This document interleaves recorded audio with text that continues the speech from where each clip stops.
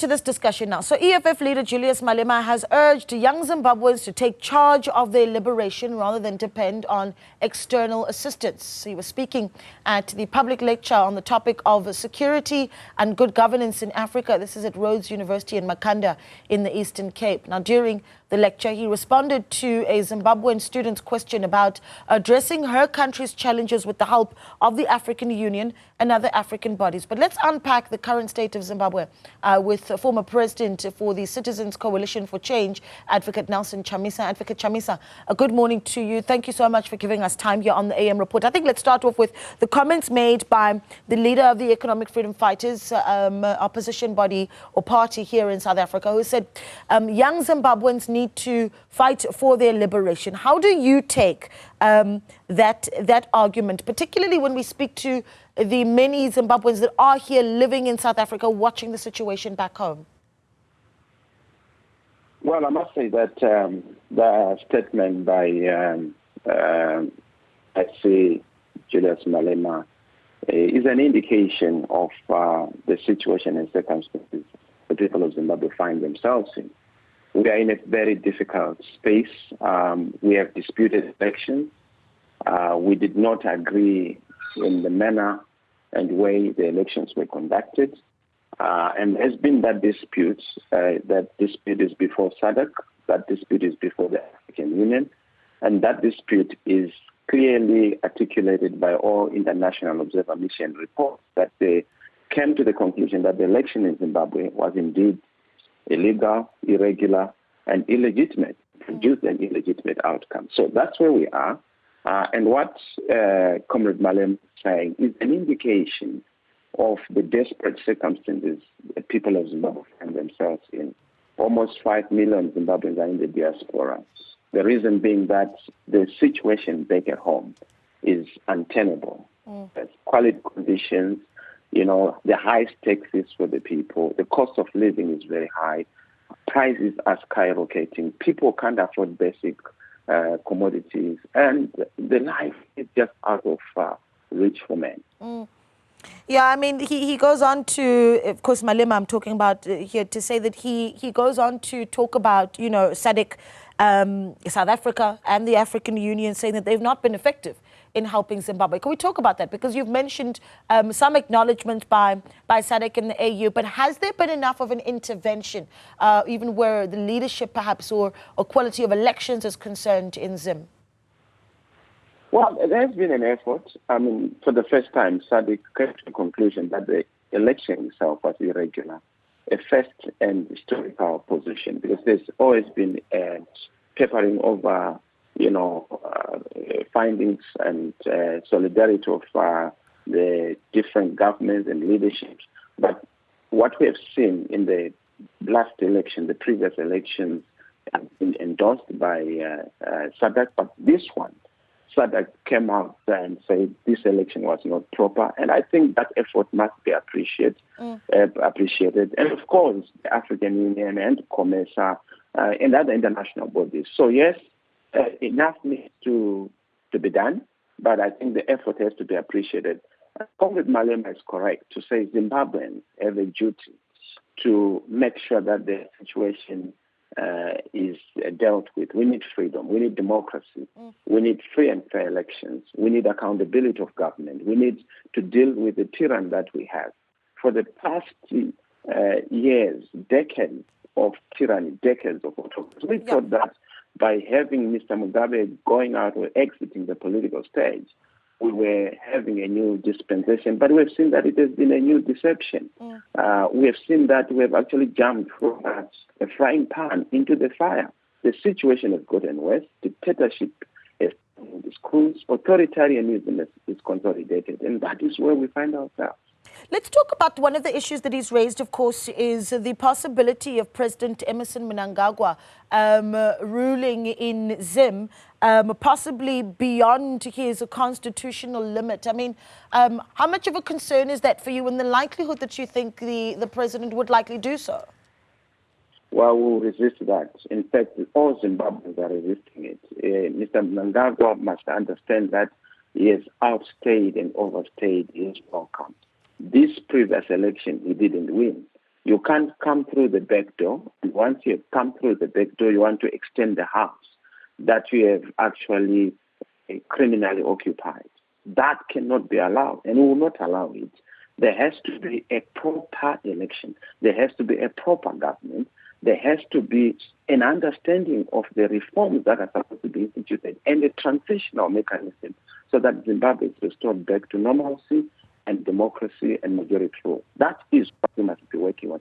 This whole thing of extending his rule is a big issue for the people of Zimbabwe, and Zimbabweans are already clearly organizing themselves to make sure that they resist any unconstitutional and criminal legal extension of term, which term is actually contested. Yeah, you know, there's something to be said, though, about the role of the opposition where I suppose a quality democracy stands, right? I mean, there's, for instance, here in South Africa, we've just entered what we call a government of national unity, a party that previously was the official opposition, now working with formerly known as the governing party, still governing, of course, the African National Congress in this new government. This has been an option that you possibly could have looked at as well as a former leader within the opposition, and you've made it quite clear that this is not something that you're keen on. Talk to us about why.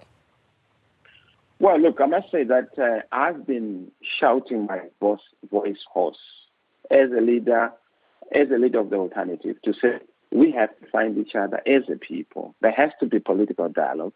There has to be a political settlement in Zimbabwe. There has to be an understanding on fundamentals around electoral reforms, around political reforms and constitutional reforms.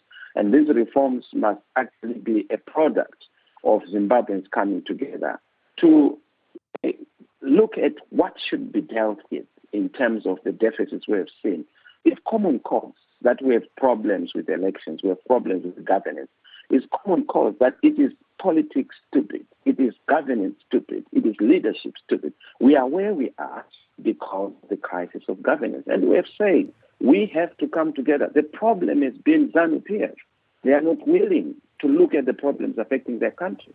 They want to look at exogenous factors and foreigners around the issues. The biggest challenge we have in this country is the breakdown of good governance and the lack of rule of law. That is what we must address. Disputed elections and disputed national processes. Yeah. You know, one of the things that Malema said, and I want to step away from that a little bit, but just quickly, just as we wrap up that thought, one of the things Malema has said is that he has, of course, urged Zimbabweans living in South Africa to return home to vote during the elections. I mean, I wonder what that does for the debate for those that are living here and see the situation in Zimbabwe. One of another debates that have come up this week, for instance, is the issue of what it costs for Zimbabweans living in South Africa to renew their passports. They've seen a 50% increase to just the cost of getting their passports at the consulate here in Gauteng, and they've argued that this is the Zim government taking advantage of the situation of those that are in the country. I mean, what do you say to the Zimbabweans that are living in Zim, perhaps wanting to come back home? Is that something that you would encourage? And what do you say to those who say there's nothing to go home to? Well, I must say that the situation is quite tough for most citizens.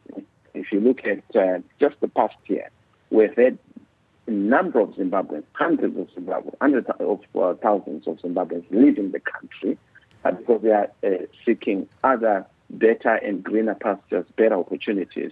So to invite people back into hell or to invite people back into this very difficult situation, I think would be disingenuous. We have to correct the settings. Yes, Zimbabweans have a role to play in elections, but the elections are actually not proper elections.